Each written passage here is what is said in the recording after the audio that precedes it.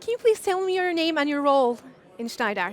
Yes, my name is Jean-Baptiste Hazard, and you can call me JB, that's easier.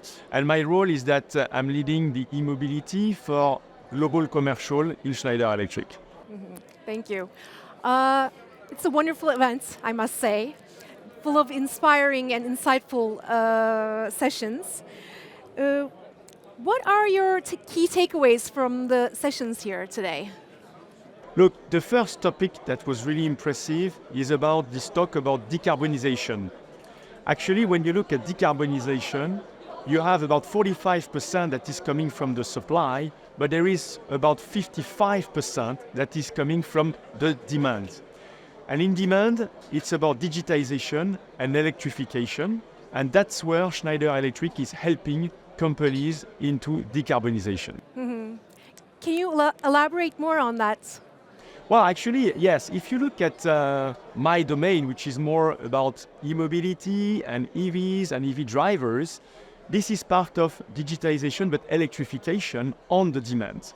Actually, on the demand, it's about helping people go into this transition from ICE type of cars into EVs, be it plug-in hybrid vehicles or pure EV vehicles. And here we are supporting them into this infrastructure, putting in place the right infrastructure to be able to charge easily their electrical vehicles.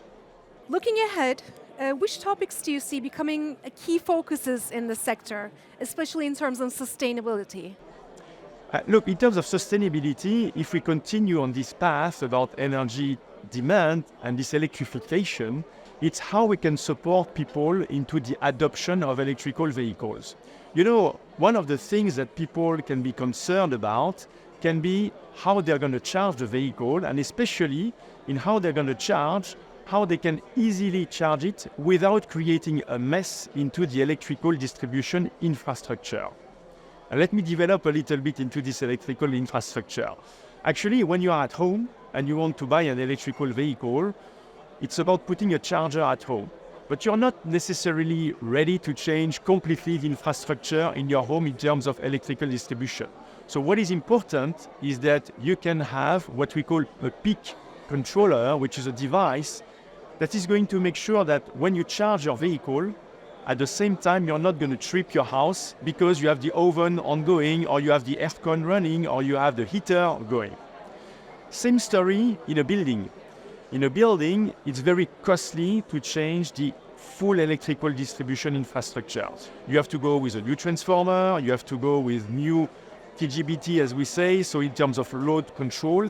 And the issue with that is that actually it's very costly and it takes time to get the right products, but also the right solutions. And therefore, we have a solution that is called the load management system. This load management system is helping to ensure that also we're not going to trip the whole installation in a building, and we are going to be able to calibrate the electrical distribution available in the building just to power the electrical vehicles on top of the rest without having to have a huge increase into electrical distribution. So it's a much more smart way to... Absolutely. It's really ensuring that you reach the exact level that you need without having a full too high investment that is going to be very costly and that you may not need in the end to be able to electrify your fleet of vehicles. Okay, thank you. Great. A lot of topics were talked about today. Which one stood out for you mostly? Actually, out of the talks, there was one that was interesting that was showing the different solutions that we have into here, and especially the fact that Schneider Electric is addressing multiple segments and targeted segments. And there was one talk which was about explaining how you compare between the home and the building on the overall energy management into the home and the building. What is interesting is that when you electrify your fleet, your vehicles, as it's my domain, you are increasing quite significantly the need for energy into your home or your building. You take a home, for example, you're going to increase the demand by almost 40%. In a building, it can be the demand increasing by about 20%. And here, what was interesting in the talk was to explain that having the full energy management capability to look at all your loads, that's a very good solution because it allows you to keep an entire view in terms of monitoring, but also in terms of control, and finally in terms of optimization of all your electrical loads into the building or into the home to also facilitate the use of electrification. So looking at it as a whole is very important, I guess. Absolutely. Looking at it as a whole, a one solution, and not, looking at each of the parameters independently from each other, because everything is linked together into this ecosystem of the building. So how do you assess the impact of topics such as sustainability, technology, and innovation during this process, during this change of transformation? I think all of that is linked together. Actually, when you look at all these domains, they are really enablers allowing to go for electrification and digitization. Again, in the adoption of electrical vehicles, what is interesting is how you can help people increase this adoption. And here, one data that is interesting is to understand across the full life cycle of an electrical vehicle and of a vehicle, what is the difference between a traditional ICE car, internal combustion engine, versus an EV car. And actually, when you look at the entire life cycle, you notice that with an EV, you're going to emit about 40% less carbon than if you have a traditional ICE. And having this data is coming from all the domains that you were talking about, which is about sustainability, which is about data management, and allowing to convert people going into this transition. My last question, which is a two-part question actually. Although many companies have announced net zero commitments and sustainability goals, we've all talked about it today, the progress made is debatable, and we have a time limit on this actually. How do you view the current situation is my first question. And the second one is, what key aspects should companies focus on in their sustainability journey to achieve this goal? Actually, first of all, I think it's very good to see that you have companies which are committing to go for the net zero. I think it's a very positive point. And what was said in the talk earlier today is that you have about 6,000 companies in the world which have made this commitment. So for me, it's a very positive aspect. And we see this number of companies which is growing. So that's really good having that. And also, actually, you have also states which are doing also this commitment. More than 90 of them are doing this commitment. So that's very positive in all aspects. However, it's a big change.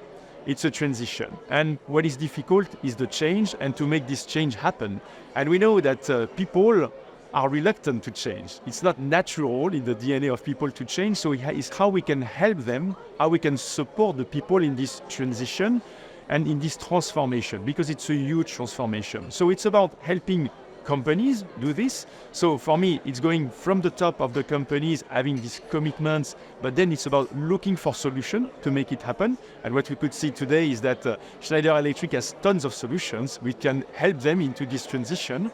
Then it's about also helping the employees in this adoption, because the people who work for these companies, they have also a responsibility of doing it, and they can do it in their day-to-day. They can do it in their job, but they can do it at home also by changing the behaviors. So looking at what you put in the trash, looking at also on how you design your products and having it into your DNA naturally so that it's becoming really one thing that is going into this transition of energy. Mm-hmm.